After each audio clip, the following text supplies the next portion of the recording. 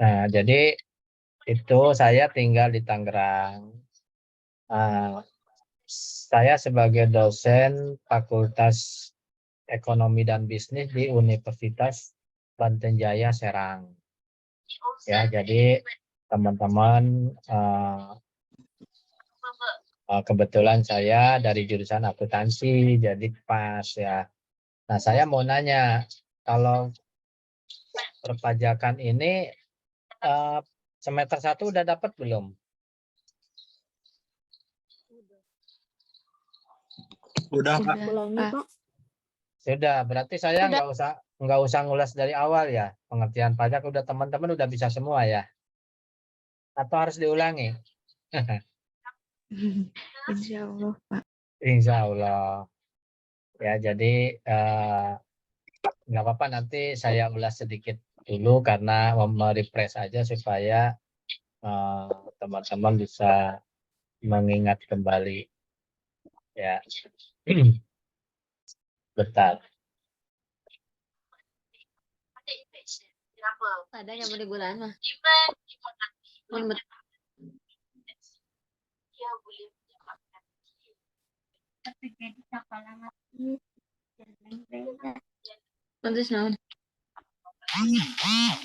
Bisa di unmute. Nah, itu adalah perkenalan saya. Saya gabung di kelas ini baru semester sekarang.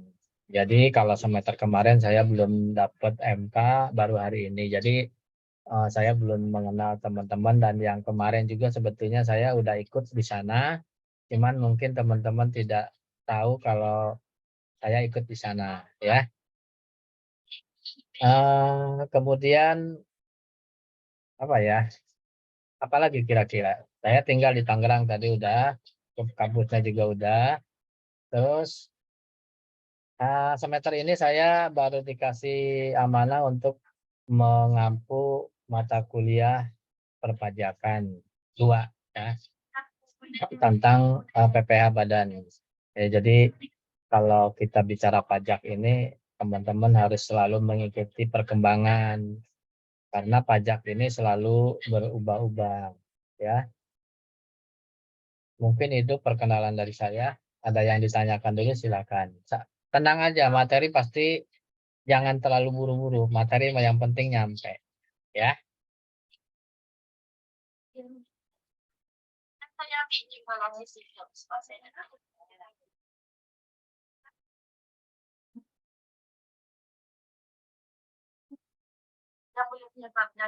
Oke, siapa ada yang mau ditanyakan dulu sebelum kita mulai? Ini teman-teman udah ada 41 orang. Ada yang mau ngobrol-ngobrol dulu sebelum kita mulai? Silakan.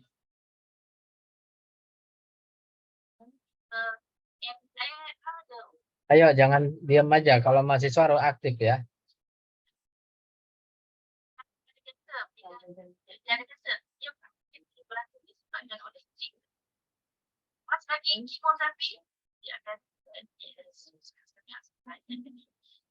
Macam mana kita nak dia adalah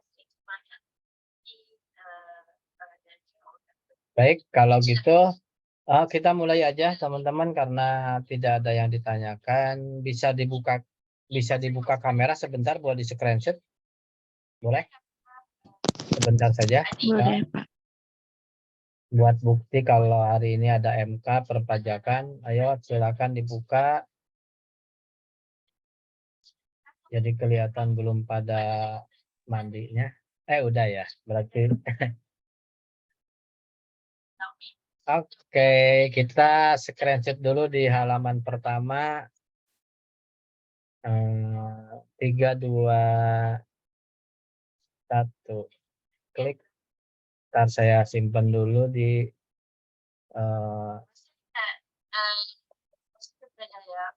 simpan buat nanti bukti ngajar. Nah, halaman yang kedua, 3, 2, 1.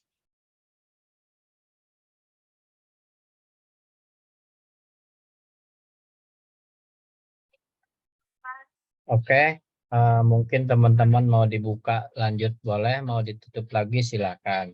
Saya akan coba merefresh dulu mata kuliah perpajakan dari awal dulu supaya teman-teman mengingatkan kembali atau mau langsung ke perpajakan 2, terserah. Silakan.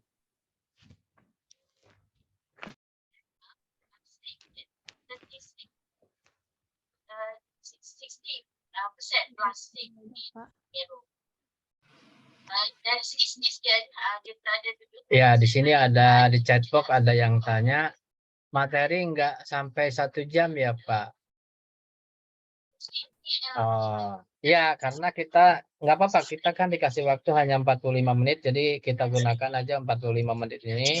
Jadi kita berakhir di jam 3 kurang seperempat.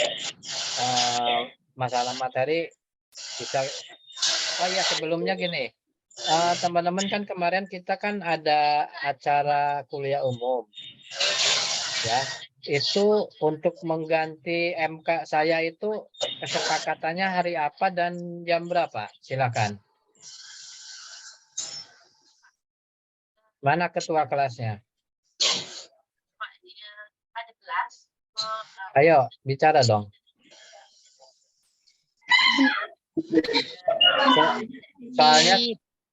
Soalnya gini, saya tanya ke admin, katanya waktunya sesuai dengan kesepakatan dari mahasiswa. Kapan digantinya yang kemarin Sabtu kuliah umum di Bandung.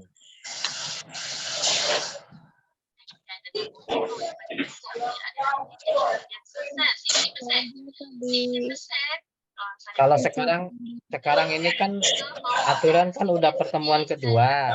Nah, yang pertemuan pertama itu mau diganti ke hari apa dan jam berapa? Atau mau malam? Silakan, karena itu harus diganti karena biar absensi nanti teman-teman ada.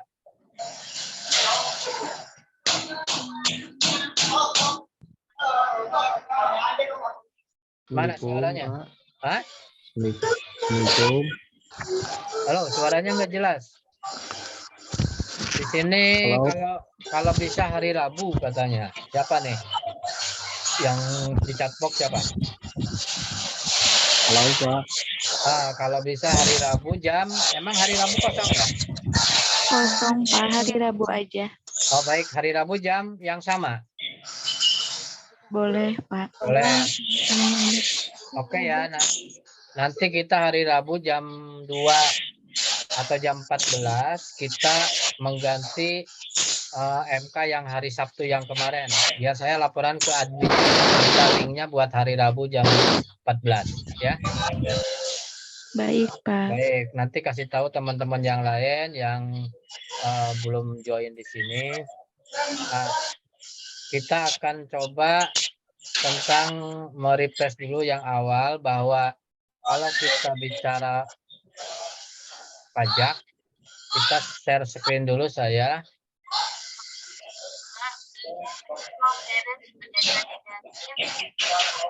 Nah, ini udah keluar belum? Sorry, yang ini satunya.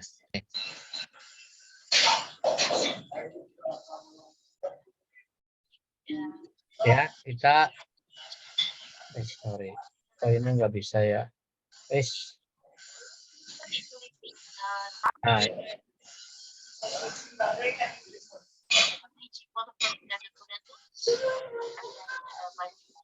oke, kita bicara tentang PPh badan. Sebentar, kita mulai dari awal dulu ya. Sebentar.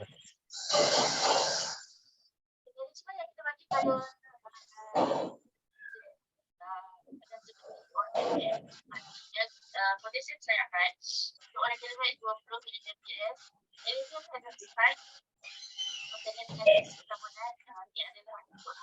Ini untuk absensinya gimana nih mahasiswa? Sudah dikelola sama pihak perkuliahan Pak. Oh, Adminnya. Udah ada linknya Pak. baik. Maaf, saya banyak bertanya karena saya baru join, jadi tidak tahu aturannya gimana. Ya, Ya Pak, ya apa-apa Pak.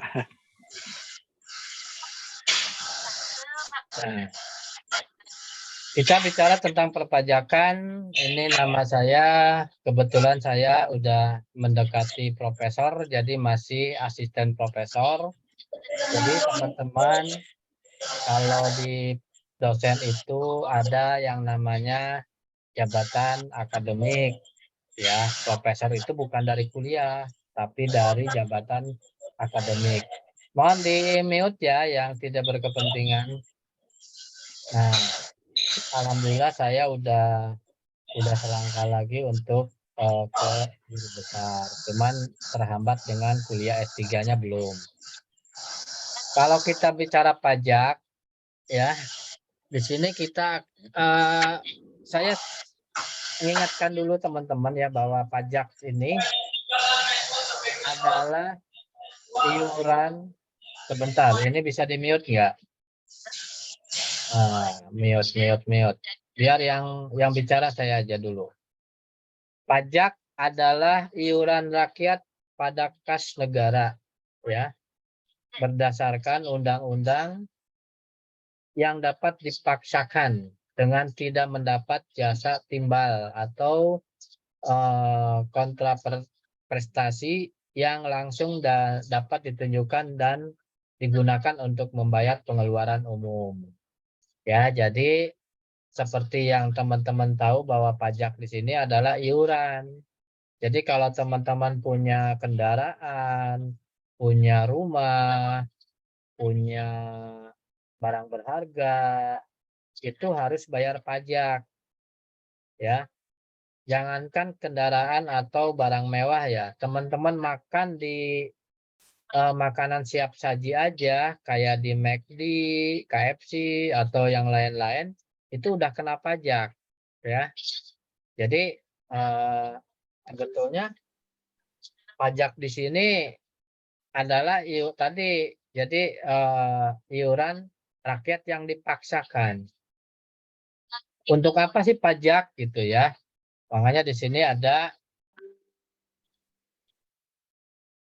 fungsi pajak di sini. Mungkin teman-teman udah tahu bahwa yang pertama yaitu sumber dana dalam pembiayaan negara, fungsi budgeter ya. Jadi semakin besar pajak yang diterima negara, semakin besar juga pemasukan buat negara. Ya. Jadi yang kedua fungsi mengatur atau regulated ya, yaitu sebagai alat untuk mengatur atau melaksanakan kebijaksanaan pemerintah dalam bidang sosial dan ekonomi. Ya, jadi kita bisa merasakan ya dari kalau misalkan kita jalan-jalan itu kan itu dari pajak negara dibuatnya, bikin jalan ini ya apa yang pakai aspal atau pakai cor. Nah, itu adalah salah satu bentuk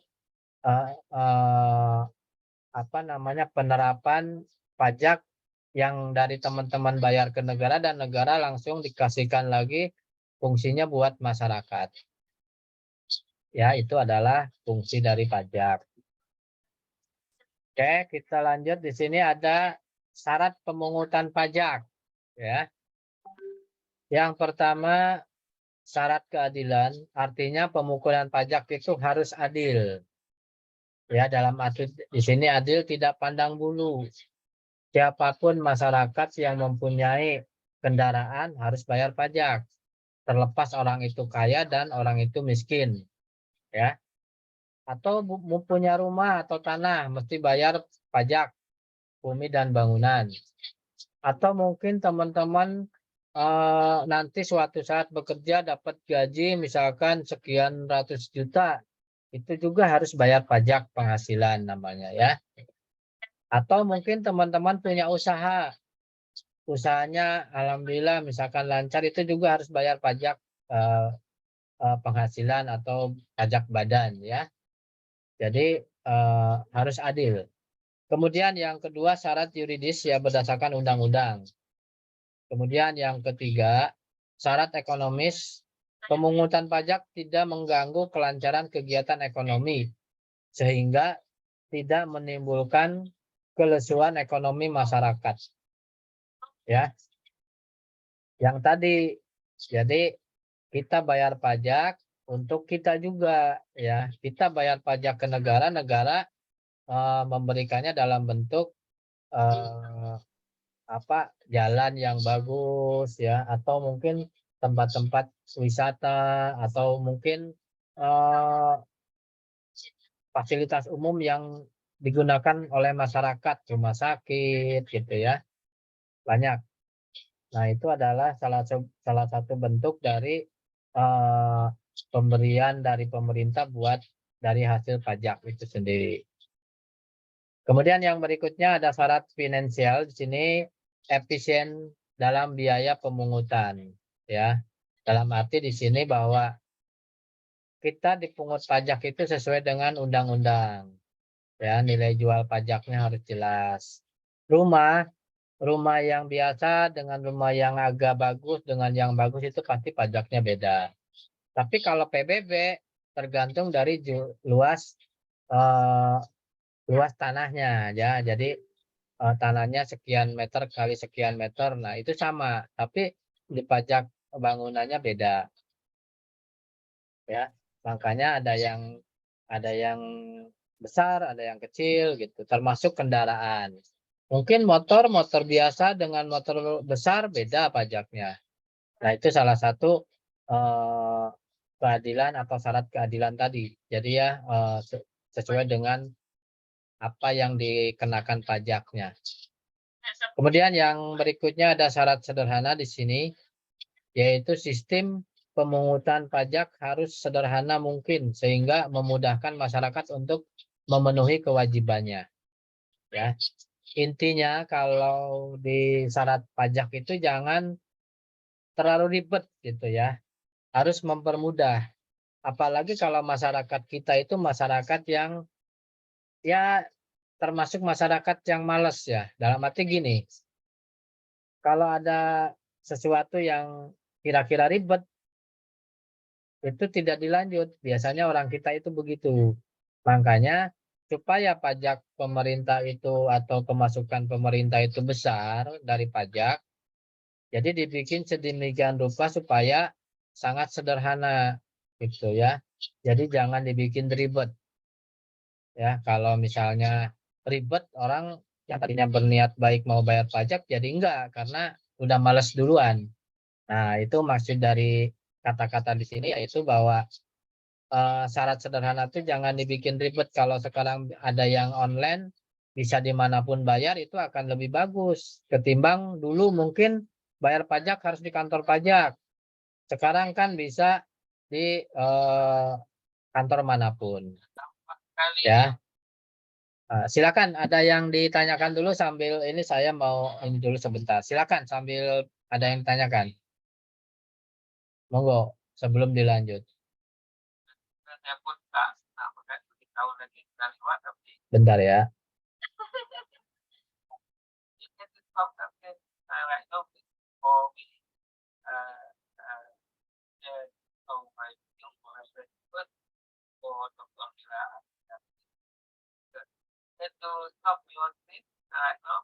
Oke, baik. Recording stopped. Jadi kita akan bikin refreshing dulu dengan sebuah lagu untuk buat lepas itu nanti Ibu Dr. Mira saya lupa kalau Pak Alex adalah satu atau penangkap nanti cepat pertanyaan baru. Sekarang ini kepada song by video nah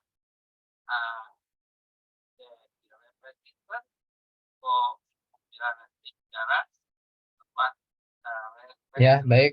Jadi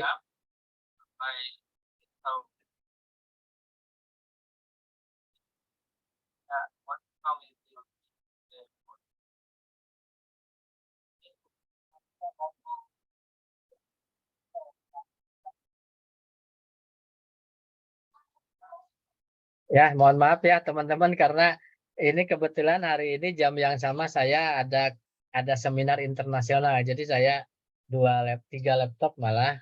Jadi menggonta-ganti ini. Oke, kita lanjut. Syarat pemungutan pajak sudah. Kemudian yang berikutnya yaitu tata cara pemungutan pajak, ya. Yang pertama ada stelsel nyata atau real stelsel, ya, baru dapat diketahui setelah justru periode atau akhir tahun setelah penghasilan tersebut sesungguhnya dapat diketahui. Jadi kalau kita dipungut pajak itu baru diketahui setelah misalkan gaji kita itu sekian juta, sekian persen buat pajak atau bayar pajak, ya. Kemudian yang kedua ada stelsel anggapan atau fiktif stelsel, yaitu pengenaan pajak berdasarkan pada suatu anggapan atau perkiraan yang diatur dengan undang-undang. Ya, jadi ada prediksinya, ada hitung-hitungannya, ya. Suatu anggapan. Jadi misalnya sekian persen itu harus bayar pajak karena nilai jual pajaknya sekian gitu ya. NJOP-nya sekian, nilai jual objek pajaknya sekian. Itu akan mempengaruhi besar kecilnya atau cara pemungutan pajak. Yang ketiga, stelsel campuran, artinya pada awal tahun menggunakan anggapan tetapi setelah akhir tahun dihitung kembali sesuai dengan sebenarnya atau nyata. Nah, yang tadi saya bilang bahwa kalau pajak itu selalu fakultatif, ya. Fakultatif di sini tidak menetap. Mungkin tahun ini sekian, tahun depan naik sedikit. Yang jelas itu tidak mungkin turun. Pasti naik, tapi naiknya enggak signifikan, ya.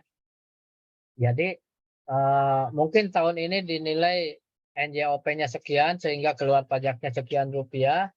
Belum tentu tahun depan setelah jatuh tempo pajaknya itu akan nilainya sama. Belum tentu, makanya di sini akan dihitung kembali sesuai dengan kenyataan di saat itu, gitu ya. Itu adalah tata cara pemungutan pajak. Kemudian di sini ada asas pemungutan pajak, ya. Yang pertama asas domisili. Negara berhak mengenakan pajak atas seluruh penghasilan wajib pajak yang bertempat tinggal dalam wilayah baik penghasilan yang berasal dari dalam maupun dari luar negeri. Jadi domisili itu pengaruh. Kalau misalkan kita domisilinya bukan di Indonesia, ya nggak kena pajak. Tapi kalau di Indonesia itu kena pajak, walaupun dia kerjanya misalkan di luar Indonesia, ya. Tapi domisilinya dia adalah di Indonesia, gitu ya. Jadi harus wajib pajak, wajib bayar pajak. Kemudian yang kedua ada asas sumber. Negara berhak mengenakan pajak terhadap penghasilan yang bersumber dari wilayahnya tanpa memperhatikan tempat tinggal atau wajib pajak. Ya. Jadi yang pertama domisili, yang kedua sumber. Nah, di sini juga dipengaruhi. Bentar.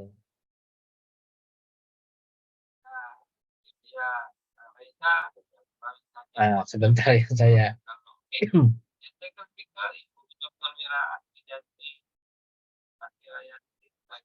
Recording in progress. Jadi oleh Bentar ya.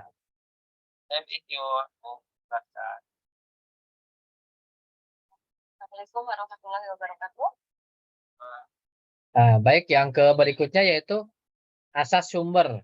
Jadi negara berhak mengenakan pajak terhadap penghasilan yang bersumber dari wilayahnya, ya, tanpa memperhatikan tempat tinggal. Jadi misalnya ada orang asing yang dia mencari nafkahnya di Indonesia, penghasilannya melebihi dari ketentuan perundang-undangan perpajakan, maka dia kena pajak, ya. Jadi dari pajak penghasilan, ya, bukan dari pajak yang lain kayak domisili atau apa, bukan, ya. Kemudian yang berikutnya asas kebangsaan, ya, bahwa pengenaan pajak didasarkan pada kebangsaan atau kewarganegaraan seseorang. Ya, jadi sesuai dengan atau pengenaan pajak ini pada kebangsaan atau kewarganegaraan seseorang, ya, asas kebangsaan di sini. Kita mungkin untuk pertemuan sekarang kita mau refresh dulu tentang pajak, ya. Nah, di sini ada sistem pemungutan pajak.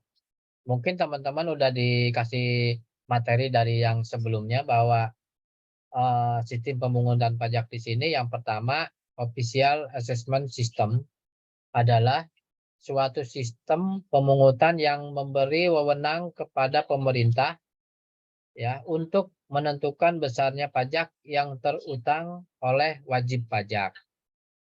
Ya, jadi itu adalah sistem pemungutan pajak atau official assessment system. Dan yang kedua ada self assessment system, adalah suatu sistem pemungutan pajak yang memberi wewenang kepada wajib pajak untuk menentukan sendiri besarnya pajak yang terhutang. Ya, itu adalah self assessment system. Kemudian yang ketiga ada withholding system, adalah sistem pemungutan pajak yang memberikan wewenang kepada pihak ketiga, ya, untuk menentukan besarnya pajak yang terhutang oleh wajib pajak. Ya, jadi intinya gini, intinya kalau misalkan kita punya perusahaan, pastikan ada orang yang menghitung pajak, orang perpajakan biasanya.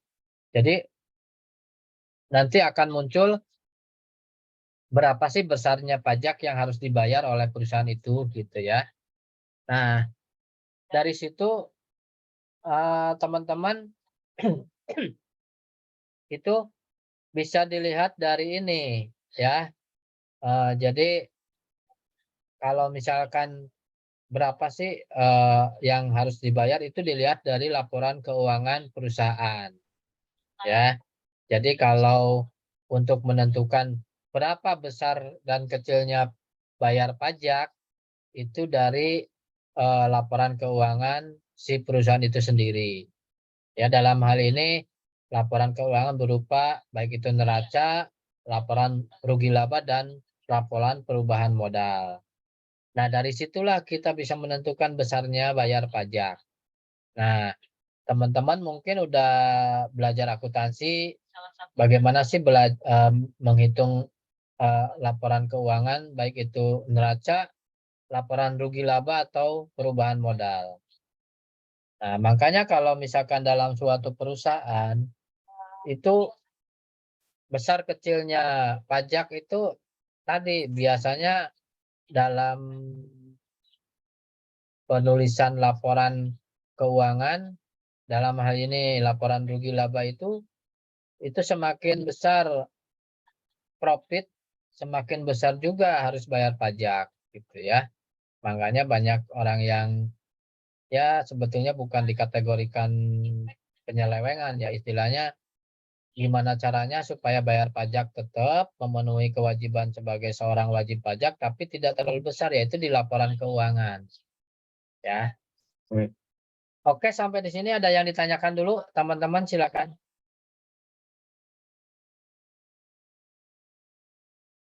Kita ditemukan bahwa Halo, suaranya mana nih? Dari Garut, dari Sukabumi, dari Jakarta, Depok? Ini dari Garut, Pak. Oh iya, silakan. Ada yang ditanyakan nggak? Mungkin tadi yang saya jelaskan dari awal sudah pernah dijelaskan dari pajak yang pertama, cuman hanya tujuan saya merefresh karena kalau nanti materi langsung ke PPh Badan, teman-teman ya harus diingatkan dulu lah dari yang pertama. Gitu ya. Nggak apa-apa, kita kan kalau sama saya itu materi atau kuliah jangan tegang-tegang amat, kita santai aja, ya. Yang penting materi itu nyampe ke teman-teman dan teman-teman paham. Ngapain kita buru-buru kalau teman-temannya nggak paham, begitu ya. Apalagi kita kaitan dengan pajak. Nah, suatu saat teman-teman harus bisa bikin SPT, harus bisa bikin laporan PPh, pajak tontonan, pajak barang berharga, barang mewah, ya, pajak badan. Nah, itu banyak. Jadi teman-teman kalau materi yang di perkuliahan di kampus itu hanya 30% sebetulnya. Sisanya teman-teman mengeksplor sendiri dari luar, bisa dari Google, bisa dari sounding atau silaturahmi ke kantor pajak, kan banyak cara ya. Insya Allah kalau misalkan teman-teman bisa bikin laporan pajak, itu saat ini banyak dibutuhkan sama masyarakat ya. Karena apa? Jarang orang-orang yang bisa menghitung pajak. Jadi itu peluang sendiri buat teman-teman kalau yang bisa pajak, itu banyak perusahaan atau banyak perorangan atau badan yang mereka mau bayar pajak tapi dia nggak bisa ngitungnya. Kan bayar pajak itu tidak hanya ayo bayar pajak tapi harus dihitung dulu ya prosedurnya gimana, diisinya langkah-langkah di SPT-nya gimana gitu kan. Itu semuanya bisa dipelajari ya. Jadi teman-teman dari sekarang coba belajar mengeksplor gimana sih caranya membuat SPT tahunan gitu ya. Gimana sih caranya menentukan besaran pajaknya. Nah, itu adalah peluang buat teman-teman untuk menjadi seorang konsultan pajak ya. Jadi kalau teman-teman punya kompetensi baik itu di akuntansi maupun pajak itu akan lebih mudah untuk mencari tambahan tambahan apa ya? Tambahan uang saku lah, tambahan penghasilan ya. Teman-teman bisa menjadi seorang eh, konsultan pajak ya. Itu silakan ada yang ditanyakan dulu sampai di sini. Monggo, kalau sama saya itu sistemnya diskusi ya. Jadi jangan sampai saya terus yang ngomong. Nanti saya selesai ngomong teman-teman pada tidur semua kan repot. Silakan. Kalau ada yang ditanyakan silakan atau kita sistemnya kita diskusi. Kalau saya itu kuliah dimanapun, kampus manapun, kalau kuliah saya modelnya diskusi. Bukan satu arah, tapi dua arah ya.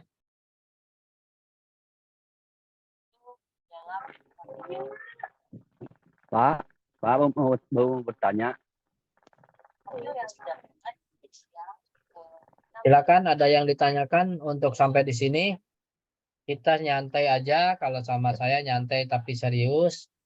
Memang mata kuliah akuntansi ini adalah mata kuliah yang bikin orang takut, tapi kalau kita udah kenal, kita akan lebih nyaman dengan mata kuliah akuntansi. Ya, sedikit cerita. Pak, Kenapa? Silakan. mau bertanya. Ya, Ini atas nama Saiful Wahab mau bertanya. ya. Kalau kantor pajak sama polisi itu bersangkutan nggak? Kantor Dua pajak, polisi kantor pajak sama. polisi yang di jalan itu kan Oh, penilang lah. ah, Mulai tahu yang kayaknya. ya baik. Dari Saiful Wahab. Oke, saya tulis ya Saiful Wahab udah bertanya. Nanti akan ada nilai reward dari saya. Kalau banyak yang bertanya berarti teman-teman aktif. Pertanyaannya cuma itu Saiful. Iya, cuma Oke. itu.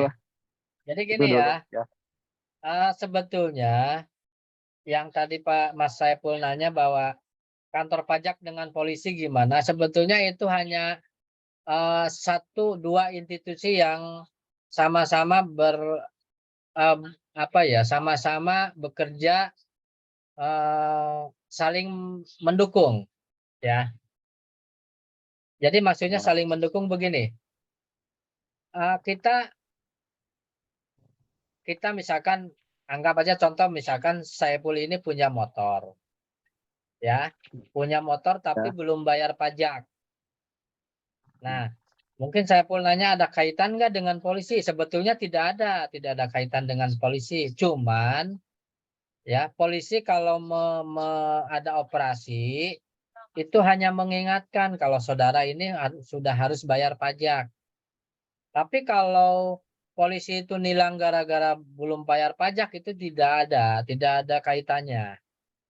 Polisi itu nilang itu kalau tidak ada atau melanggar lalu lintas, misalnya tidak pakai helm, tidak membawa SIM, tidak membawa STNK, atau mungkin motornya tidak sesuai dengan SOP-nya, misalnya knalpotnya harusnya di bawah disimpan di atas, misalnya spion yang harusnya di atas simpan di bawah, nah itu bisa ditilang. Tapi kalau karena dia belum bayar pajak itu tidak bisa polisi nilang itu, ya, karena itu kaitannya dengan pajak, dengan kantor perpajakan. Nah, kalaulah misalnya diberhentikan, itu polisi nilang itu bukan karena bayar pajak, tapi ada event, ada sesuatu yang memang dia melanggar tentang tata cara lalu lintas sebetulnya, ya. Kalau misalnya yang fisik, Jadi itu, jadi tidak ada yang tadi Mas Saiful bilang. Nah, kalau misalnya polisi mempermasalahkan pajak itu tidak ada kaitan. Kita bisa memberikan opini, ya. Opini dalam arti oke lah, saya terima Pak diingatkan untuk bayar pajak, ya. Tapi tidak ada kaitan orang atau polisi itu menilang gara-gara belum bayar pajak, bukan. Pasti ada event yang kira-kira dia melanggar lalu lintas. Jadi yang pertanyaan saya tadi, bagaimana kaitan antara kantor pajak dengan polisi itu hanya saling mendukung, ya. Kalau kita udah bayar pajak, polisi juga tidak akan mengingatkan. Ya, dalam arti di sini jangan kata-kata menilang ya. Sekarang udah sistemnya udah elektronik. Jadi hanya mengingatkan, saudara ini belum bayar pajak, harus bayar pajak karena pajak itu buat kenyamanan masyarakat, buat negara. Kalau saudara tidak bayar pajak, ya gimana mau bagus jalan-jalan. Nah, itu tugas polisi untuk mengingatkan. Tapi kalau menilang gara-gara belum bayar pajak itu tidak ada kaitan, ya. Jadi saya pernah waktu itu memang saya waktu itu belum telat bayar pajak, ya harusnya tanggal sekian, baru seminggu kemudian saya ada operasi, saya diberhentiin, ya saya bisa beropini kalau ini adalah kaitan dengan pajak, tidak ada kaitan dengan lalu lintas. selain Ya akhirnya memang nggak apa-apa, polisi hanya mengingatkan nanti saudara, karena ini kewajiban warga negara harus bayar pajak. Makanya kan ada slogan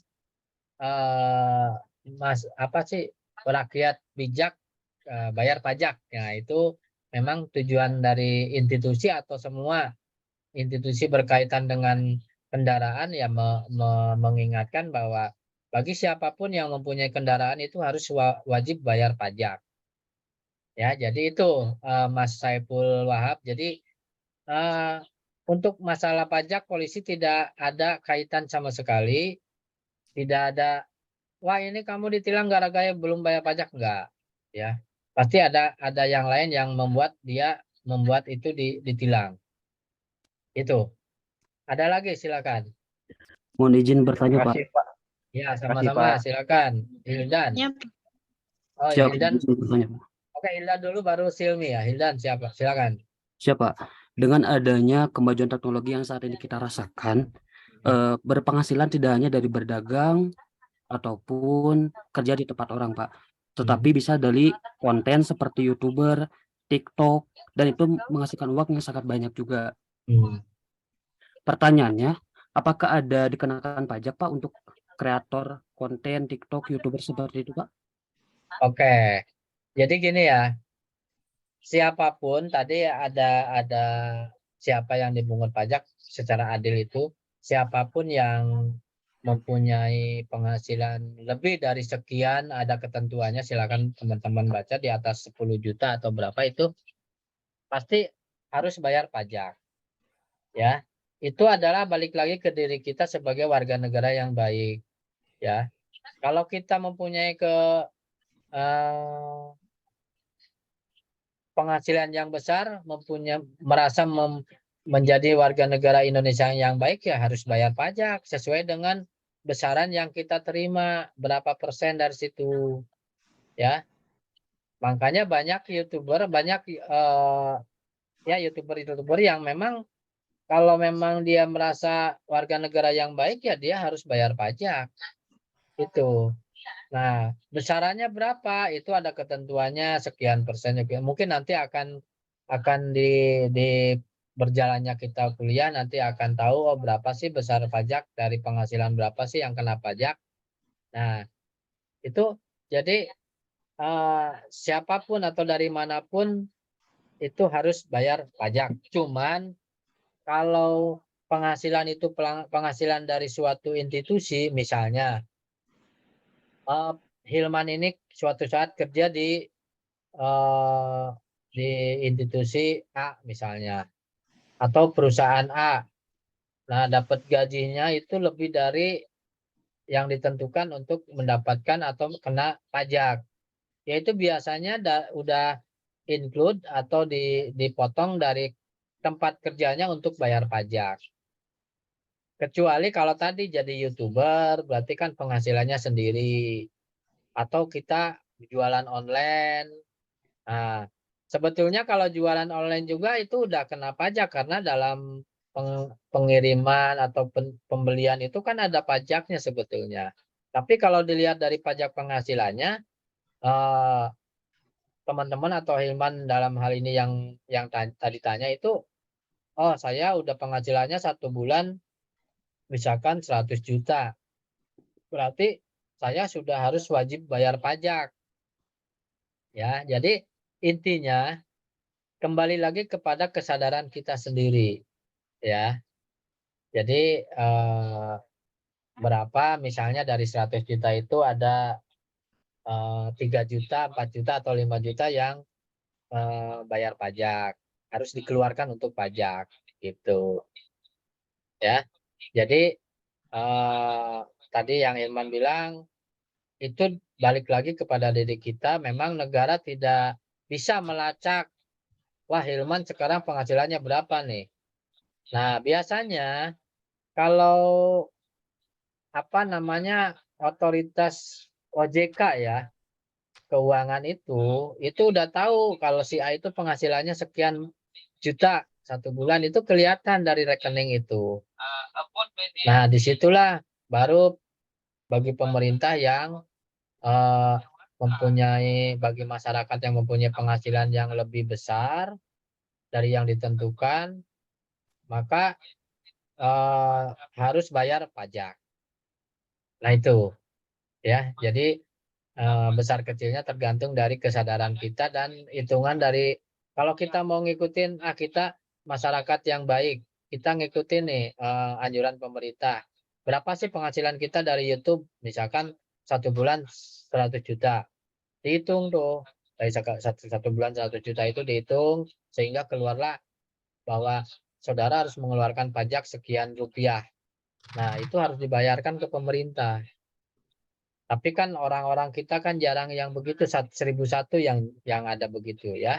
Kadang-kadang udah punya penghasilan yang bagus, tidak bayar pajak. Bahkan kejadian kemarin teman-teman sempat dengar cerita yang kemarin yang anaknya orang pajak? Dengar? Dengar, Pak. Nah, itu adalah seorang pimpinan dalam suatu institusi perpajakan, bapaknya. Dia mempunyai mobil motor mewah. Tapi setelah dilacak ternyata dia tidak bayar pajak atau belum bayar pajak.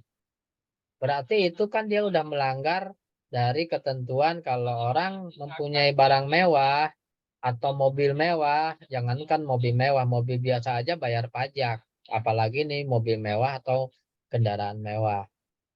Yang lebih miris lagi, yang bikin atau yang melanggar pajak itu adalah orang pajak, ya.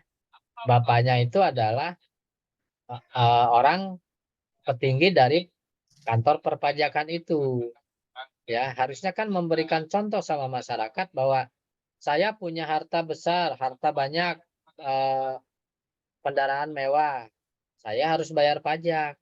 Jangan memberikan contoh yang tidak baik. Nah, itu salah satu, akhirnya kembali lagi kepada diri kita, ya.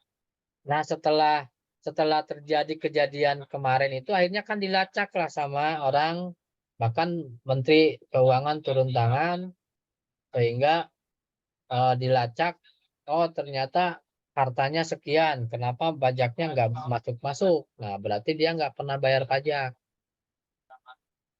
Ya, itu mungkin Hildan. Jadi kalau Hildan nanti udah penghasilannya di atas 50 juta satu bulan, ya harus bayar pajak. Di samping itu ada dua pajak itu. Pajak yang ke negara dan pajak buat akhirat. Jangan lupa, ya, berapapun penghasilan teman-teman, itu dibayarkan pajaknya 2,5% buat pajak bekal nanti kita kalau sudah pulang atau sudah meninggal, ya. Itu namanya pajak atau pajak buat infak. 2,5% itu wajib dikeluarkan. Jadi kalau Hildan misalkan penghasilannya satu bulan 10 juta, 10 juta dikali 2,5%, berarti berapa tuh? 250.000 dikeluarkan buat infak. Terserah, mau ke masjid, mau ke anak yatim, mau ke kaum duafa, terserah. Yang penting tujuannya bayar pajak atau infak penghasilan saya gitu. Oke, Dan, kira-kira begitu. Ya Pak, terima kasih banyak Pak sebelumnya. Oke, di sini tadi perjanjian jam berapa ya? 3 kurang 1/4 ya. Sekarang udah lewat. Silakan, ada satu lagi pertanyaan. Kita buka satu lagi pertanyaan dari siapa tadi? Silmi, silakan. Mohon maaf Pak, Ya. kalau Ya. tidak salah dengar tadi, kan pajak buat kebutuhan umum, ya. Suaranya putus-putus, Silmi. Kenapa ya? Coba diulangi. Maaf, Pak. Kalau udah jelas Pak. Kenapa? Udah jelas? Enggak bertanya. Mau bertanya? Oke, udah jelas. Silakan, tadi ada yang mau bertanya, tadi udah buka mic ya, Fitri, silakan. Silmi Pak mau bertanya dulu. Oh, silakan Silmi. Kalau tidak salah dengar kan pajak buat kebutuhan umum ya Pak ya. Jadi pertanyaannya, kenapa harus ada pajak gitu buat kebutuhan buat jalan, buat kenapa harus ada pajak gitu? Tidak. Aduh, Silmi suaranya putus-putus ya, saya nggak jelas nih. Apa? Coba di agak mic-nya agak di dekat, gimana ya? Atau ditulis deh di chatbox ditulis, bisa nggak? Soalnya suaranya putus-putus. Ya Pak, ditulis aja. Ya, ditulis aja biar enak ya, karena dibicarakan ini nggak kedengar. Oke, sambil nunggu Hilmi untuk nulis di chatbox, silakan yang lain. Tadi ada yang buka, Fitri. Apakah pajak itu berpengaruh terhadap kemakmuran masyarakat, Pak? Nah, terus Kenapa negara menetapkan perpajakan itu bersifatnya memaksa? sudah. Ya, sudah Pak. Oke, sambil nunggu Hilmi di chatbox, udah ada belum di chatbox ya? Oke, kita jawab dulu yang punya Fitri. Jadi gini, pemerintah itu sebetulnya memungut pajak itu istilahnya buka ya, bukan pemaksaan ya, dan memang itu kewajiban warga negara harus bayar pajak. Tapi imbas dari bayar pajak itu kan kita bisa merasakan sendiri. Misalnya jalan-jalan jadi bagus, ya. Kemudian sarana prasarana umum juga jadi bagus. Rumah sakit juga jadi bagus. Nah, itu adalah salah satu dari kontribusi pemerintah dari penerimaan pajak. Jadi yang tadi Fitri bilang apakah pengaruh pemerintah terhadap kesejahteraan masyarakat itu sangat pengaruh juga. Coba kalau tidak ada penghasilan dari pajak, mungkin jalan-jalan yang ke daerah Garut, ke daerah Sukabumi, mungkin masih tanah atau mungkin berbatuan. Tapi kalau bayar pajak itu sampai ada jalan tol. Nah, itu kan dari pajak juga sebetulnya. Ya, dari pajak kalau orang pemakai bayar jalan tol, bayar itu ada pajaknya di situ. Yang pertama itu. Yang kedua, eh, sebetulnya pemerintah bukan pemaksaan dalam negatif ya. Di sini adalah lebih condong ke bahwa pajak ini adalah iuran masyarakat yang sedikit diwajibkan, tapi tidak mengikat dan tidak membuat masyarakat itu keberatan. Misalnya pajak bumi dan bangunan itu 1 tahun hanya 100.000. Ya, untuk ukuran masyarakat segitu kan tidak terlalu mahal. Makanya ada ketentuan bayar pajak buat masyarakat yang mempunyai barang-barang mewah, ya, buat badan atau perusahaan, buat penghasilan yang di atas sekian puluh juta baru kena pajak. Ya, jadi intinya kita mengeluarkan pajak hanya 100.000 1 tahun, tapi imbas yang kita terima itu dari pemerintah banyak. Ya tadi jalan-jalan jadi bagus, jadi dicor, di hotmix, kemudian sarana buat rumah sakit bagus, sarana buat hiburan juga bagus. Nah, itu adalah imbas dari penerimaan pajak dari pemerintah yang nantinya akan balik lagi ke masyarakat. Itu Fitri. Jadi intinya tadi bahkan ada apa ya? Ada bukan kebaikan ya. Ada kemurahan hati dari pemerintah bahwa untuk yang istilahnya kemarin sempat kendaraan yang menunggak sekian tahun tidak bayar pajak, boleh bayar pajak hanya 1 bulan misalnya, atau 1 kali. Nah, itu adalah apa ya? Bukan kebaikan, apa namanya? Kemudahan dari pemerintah. Pemutihan, Pak. Ya, ada pemutihan itu. Yang harusnya misalkan si A itu menunggak pajak 5 tahun, tapi dibayar hanya 1. Ada pemutihan, itu kan adalah membantu masyarakat. Cuman kadang-kadang masyarakatnya menyalahgunakan. Ya, dikasih kesempatan itu malah nggak bayar pajak juga gitu. Tetapi jalan-jalan sama teman-teman atau sama masyarakat digunakan. Nah, itu kan nggak ini ya, nggak matching gitu. Nah, baik, ini mana pertanyaan dari siapa nih? Nah, kan pajak itu untuk menyediakan fasilitas kesehatan, pendidikan, instruktur, dan pelayanan publik lainnya. Yang jadi pertanyaan, kenapa harus ada pajak? Kenapa tidak ada anggaran khusus buat fasilitas itu? Terus kan fasilitas kesehatan, pendidikan, dan lain-lain itu dari pajak dari masyarakat itu sendiri. Tapi kenapa jarang ada yang sedikitnya gratis buat fasilitas itu? Nah, jadi buat pertanyaan Silmi ini bahwa kenapa? Nah, justru fasilitas umum itu pemerintah itu kan pemasukan devisa itu kan macam-macam ya, Silmi. Bisa dari pajak, bisa dari apa namanya? Kalau ekspor impor itu dari royalti bisa, ya, dari cukai bisa, ya, cukai pajak juga, ya. Pemasukan pemerintah itu banyak. Nah, tetapi dari pajak ini, salah satunya itu dari pajak itu larinya kemana? Larinya ke fasilitas juga, ya. Karena yang diurus sama pemerintah itu bukan hanya pendidikan, tapi misalnya ada pembangunan jalan yang ke pelosok yang tidak ada jalan, harus ada jalan. Kemudian apa namanya?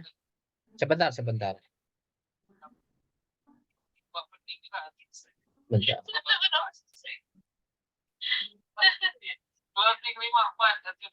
Oh, closing.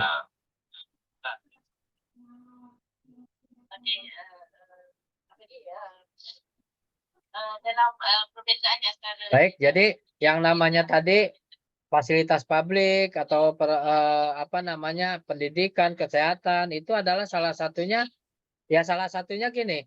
Salah satunya seperti yang sekarang teman-teman rasakan, ada KIP kuliah, itu ada imbas dari pajak dari masyarakat.